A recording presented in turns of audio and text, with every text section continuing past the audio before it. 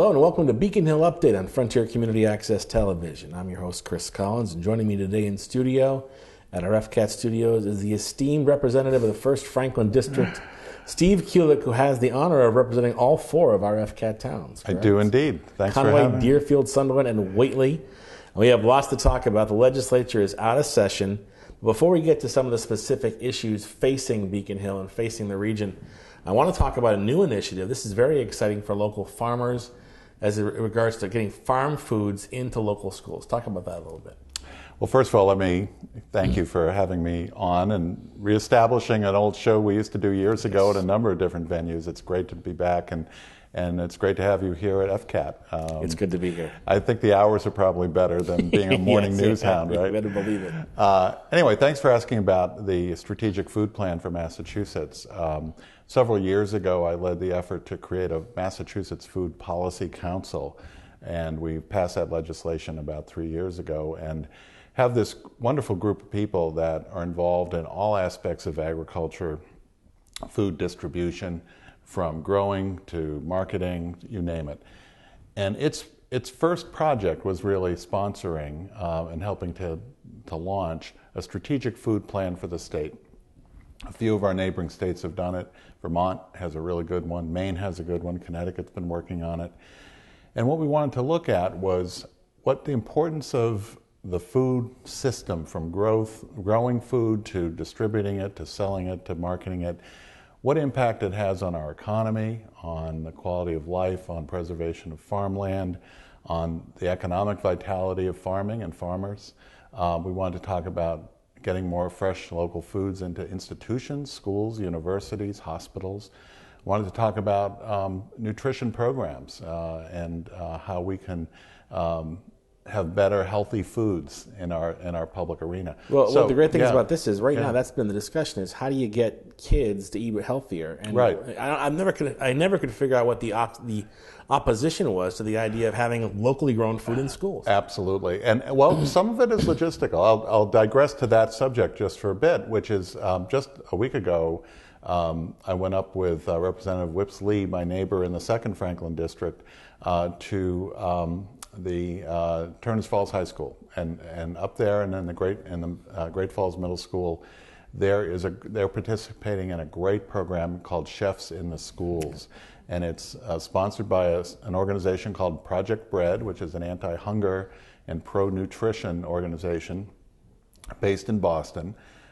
We've given them some state money in the state budget to promote this program, Chefs in Schools, where you have professional chefs go in and work with the food services folks who work in the school to increase the options for healthier food, local food, and tasty food. Because one of the things that many, many years of experience and studies have shown is that unless food tastes good, kids aren't going to eat it.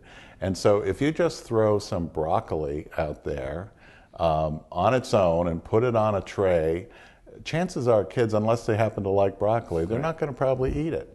But I use broccoli as an example because one of the recipes that this program has brought up to Turners Falls High School is a wonderful sort of garlic parmesan broccoli, which is the specialty of this chef Sam, who is up there 2 days a week in Turners. He actually goes around to the different schools in the Gil-Montague School District, works with the regular kitchen staff, develops new recipes, and tests them out with the students. What do you like? Should I make more of this? You don't like this? I won't make that again. And it turns out that this garlic parmesan broccoli has been incredibly popular. That's great. Kids love it. I had some last week. And so there are new federal guidelines on nutrition. That's one of the things Michelle Obama has championed. And so now more whole grains, fewer sugars, more fresh vegetables, proteins. And so this program is helping develop better menus that kids like and that are good for them. And so I think you're going to see more and more of this. There was just an article about the Boston Public Schools wanting to do this, but 2/3 of the schools in that district, and this is probably typical of a lot of districts, have no kitchen facilities. That's insane. And what they do in Boston is they're bringing prepackaged lunches that are made on Long Island and shipped up here and then driven out to the schools and heated up, basically. So getting back to the strategic food plan, one of the things that we're talking about is creating more jobs in local businesses to prepare locally grown Massachusetts foods the same way they're doing on Long Island, and do them in 3 or 4 regional hubs around the state. In fact, at our meeting where we adopted this strategic plan, we talked about the Franklin County Commercial Kitchen, the food processing center of the Franklin County CDC in Greenfield, which may have the capacity to begin making lunches for area schools that don't have the facilities, or process, because right now one thing they do is they process and make tomato sauce, which they sell to a number of institutions. So the strategic food plan is really pointing us in this direction where there are some low cost and no cost and some things that will take investments over a period of time to strengthen agriculture, to get more nutritious food into our school systems and our colleges and universities, create more jobs in food services, and better economic conditions for farmers. Now, is this policy a focus of state legislation, or is it just sort of a policy or a series of suggestions? I mean, how do you codify that? So that's a great question. So now we've accepted this plan. By the way, if people are interested in it, and it's a good read, they can find it online at mafoodplan.org. On the internet, mafoodplan.org. And now we move into an implementation phase. And so this project was funded with some money from the Commonwealth of Massachusetts and the state budget, and a number of private foundations that are interested in this subject of nutrition and agriculture.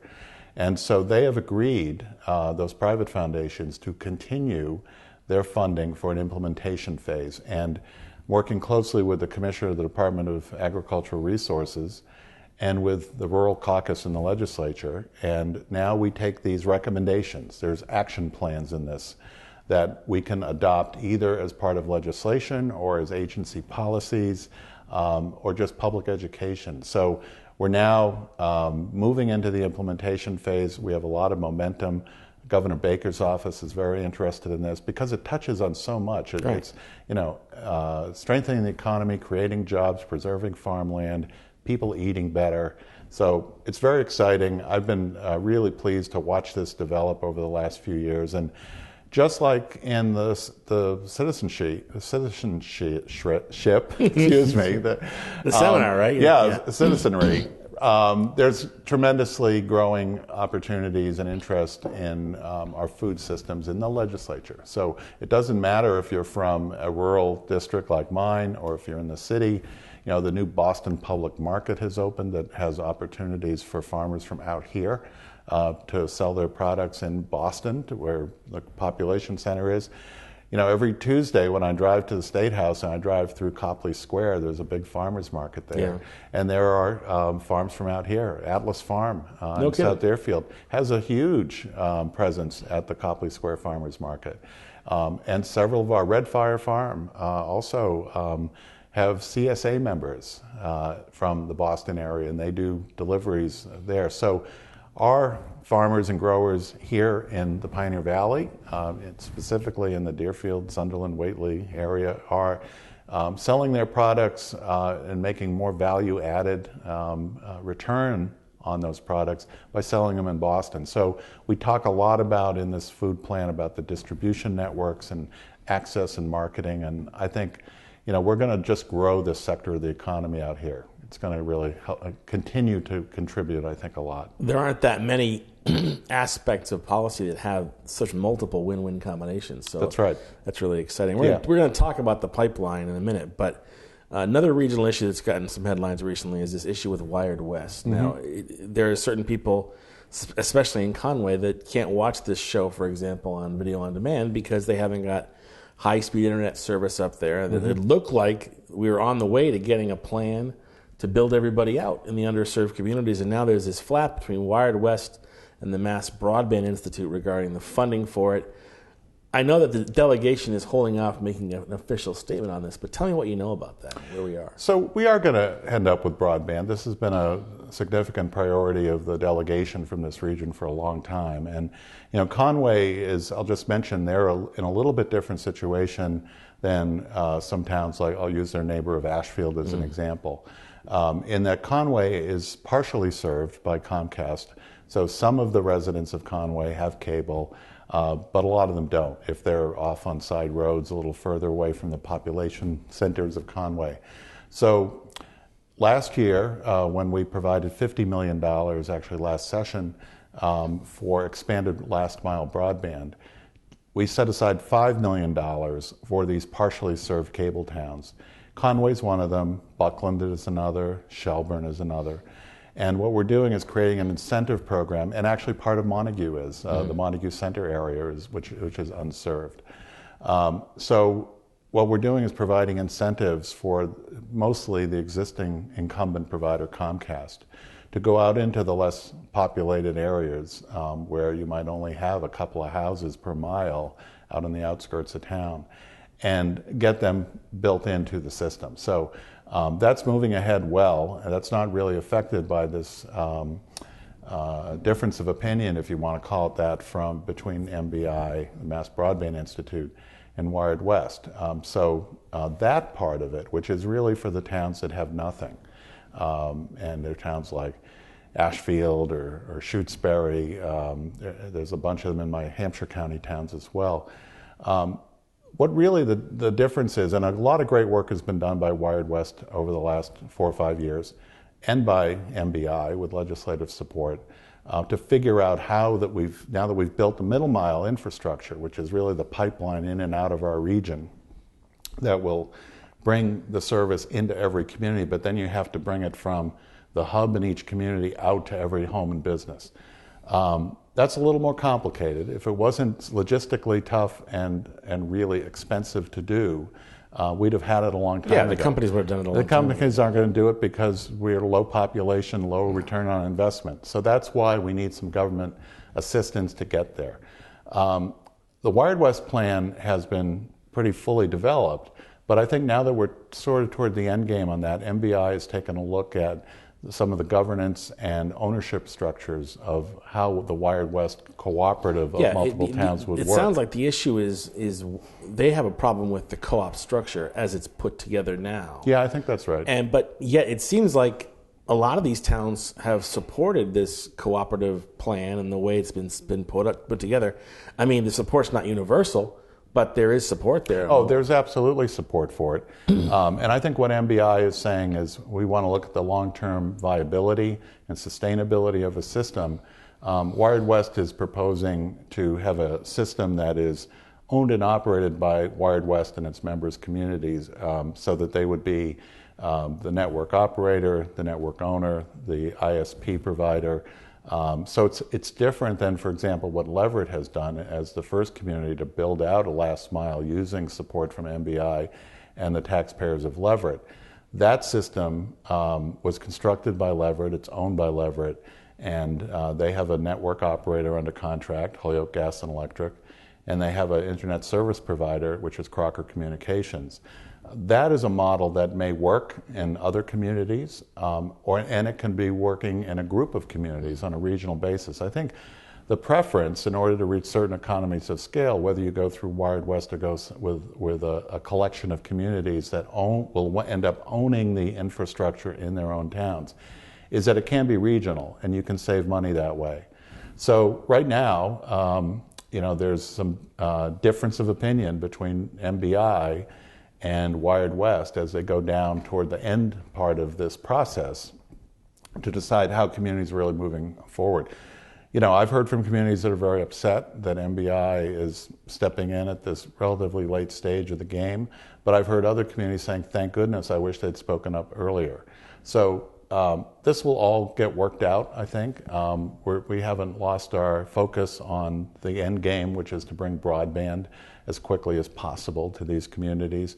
But I think the issues of governance and ownership and the sustainability of the system are ones we really need to get right, because we have one opportunity to do that. Yeah, and the problem is there's no blueprint to point to. You can't look. I don't think any other states ever had to deal with this, right? Well, other states are doing things, some successfully, some not. There are community broadband networks that have been developed or planned elsewhere in the country, because rural America has been left behind in the deployment of broadband. And as we all know, it's not an option anymore. It's a necessity. It's like electricity or the telephone. It's a big part of how people do business. Absolutely. Everywhere. So if we want to allow people to have good jobs in their homes or in small businesses out in the hill towns, they need broadband. If we want people to avail themselves of health care and educational opportunities, I've been reading about some conversations going on in the Mohawk School District right now about homework online, because some of the towns have broadband. As I mentioned, Shelburne, Buckland are partially cabled towns, but if you go out to Charlemont, if you go to Ashfield, if you go to Plainfield, they don't have it. So, if you're going to give each student equal opportunity, you have to have broadband everywhere. So, that's been the focus since, well, probably a decade ago, when we really started working on this intently, and the legislature passed the first broadband legislation in 2008 and another one last session. We've invested, we've authorized a total of $90 million in state bond money. We leverage another $45 million approximately from federal money out of the stimulus program to help build the middle mile. So it's a big investment. There are still some people out there who don't think state government should be investing in broadband, because it wasn't done in the cities. But in the cities, they had the population that the private marketplace provided that service. I think it's critical. It's not going to happen unless we do it with government support, both local, state, and federal. Well, there may be no issue that greater underscores the East-West divide than this one, because and I have friends in Boston, college friends, and they said, and we've talked about this, and they say, what do you mean part of your area doesn't have internet? Yeah, they don't understand. And when the internet goes down here, and it's happened before, it's scary to think how little we can do without it. Right. I mean, I'm on the internet all day doing all kinds of different things, and it's frightening to think.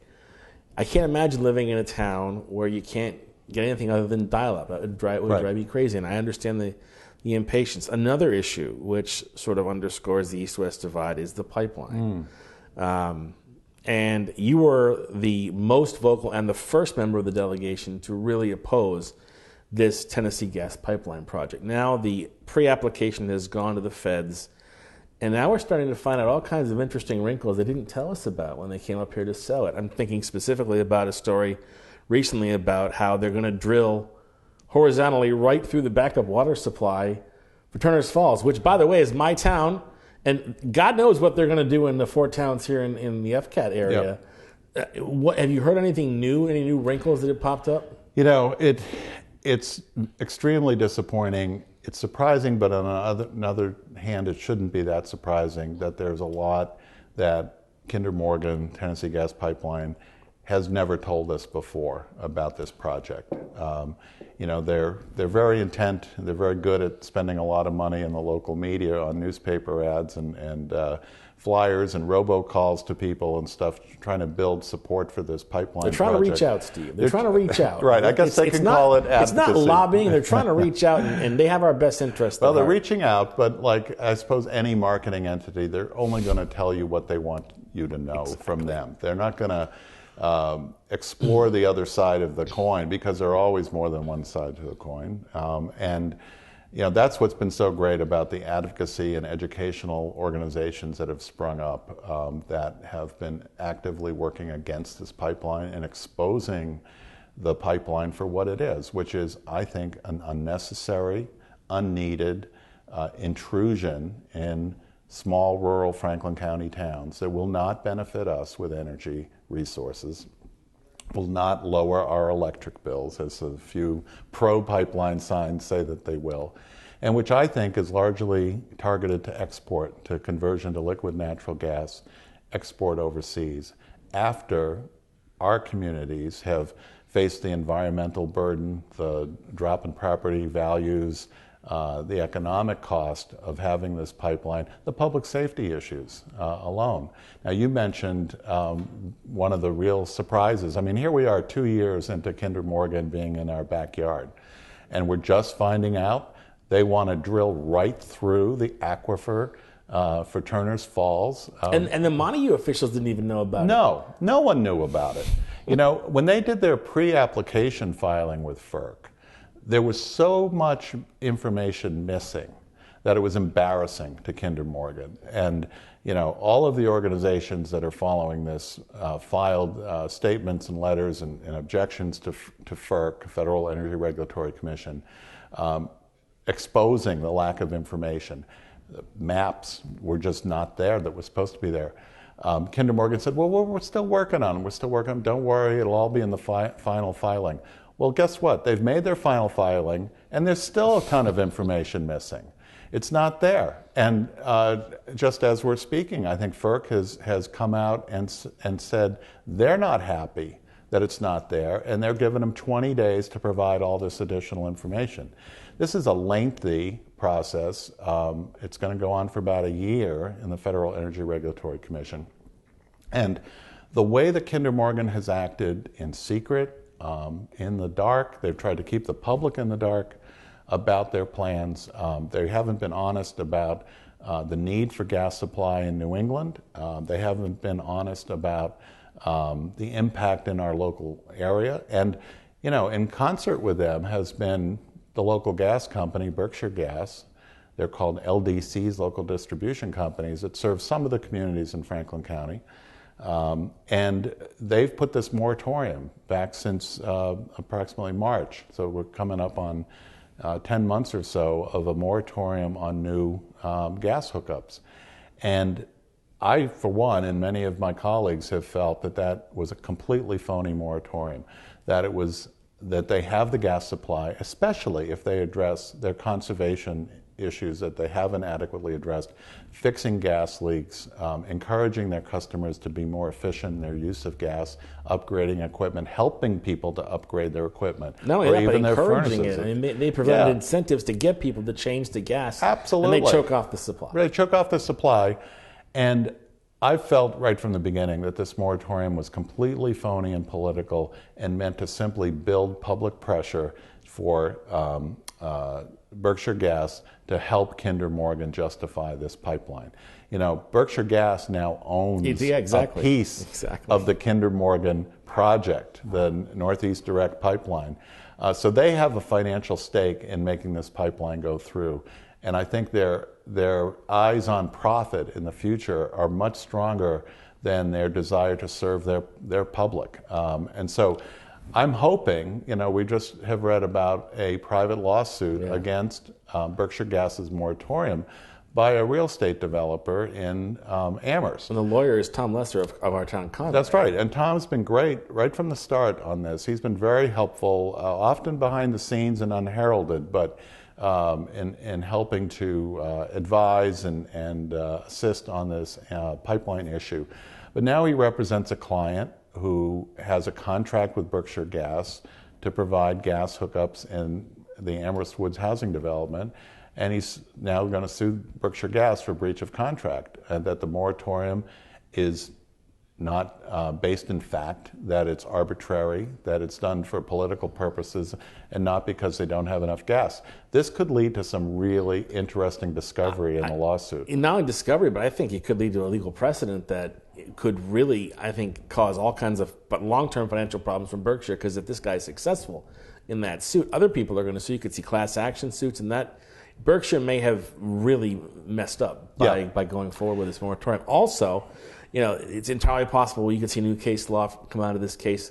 Carolyn Ness and a number of Deerfield residents have filed a federal suit, I believe, arguing against this pipeline on constitutional grounds, saying that it violates, I believe, the 7th Amendment. I'm not mistaken. Deerfield has been just great. I can't say enough about their engagement, the local officials and many citizens in town, right from the start, because they saw the threat to the local economy, the environment, the quality of life in Deerfield, without the benefit that is, you know, purported by the gas line company and by Berkshire Gas. And so Deerfield's been terrific. They've brought up a number of issues through their legal representatives that I hope will play out. One of the things I've always felt would be the most successful in stopping this pipeline project. And again, I think we can stop it because I think we don't need the gas. And we have a new report from Attorney General Maura Healey, the first comprehensive study, independent comprehensive study about whether or not we really have a gas shortage in Massachusetts and whether this additional gas capacity is necessary. And the report says no, that through conservation, more aggressive development of renewables, and wise use of the gas we have, and the use of liquid natural gas for those few days every year in the depth of winter and a cold snap, when we have a gas supply shortage, to use LNG instead of building a $5 billion pipeline with gas we don't need. That's a great report. It's very strong ammunition. But I've always felt from the beginning that making the economics of this gas pipeline questionable is what's going to ultimately defeat it. And we're seeing that happen. There was just another story in the press within the last few days that Kinder Morgan is not doing well. Their stocks are not doing well. Financially. Part of the reason is the depression of gas and oil prices. And so, the huge profits they see building this pipeline, and also they're proposing to have us pay for their building of it through our electric rates.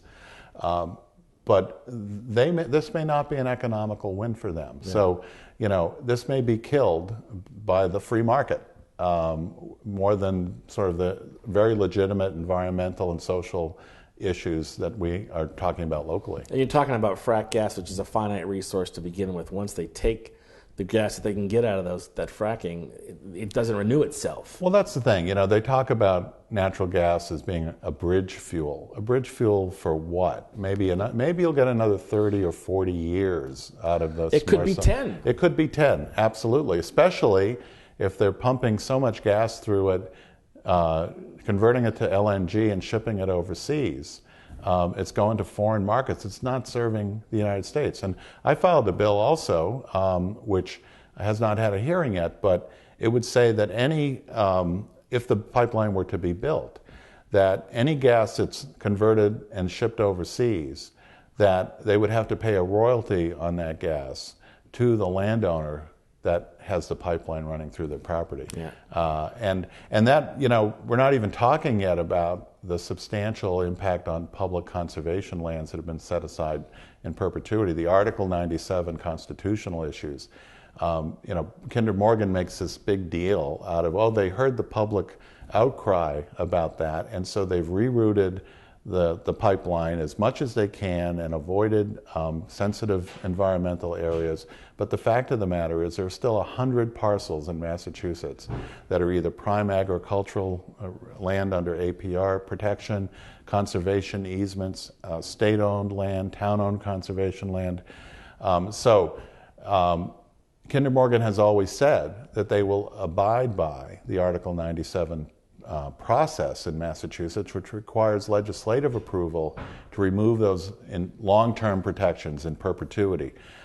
So we can expect to see, perhaps, Kinder Morgan file legislation to remove the protections on those lands, and that is a legislative debate I relish. I absolutely welcome that. We have one test case going on right now in the legislature, which is the removal of Article 97 protection on a different Kinder Morgan project in Sandusfield in southern Berkshire County. Right.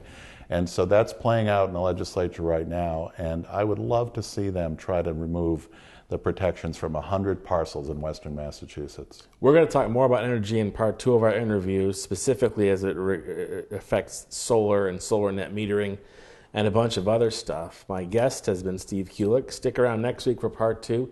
Thanks for stopping by. You're welcome. That's Beacon Hill Update. For all of us here at FCAT, have a good day.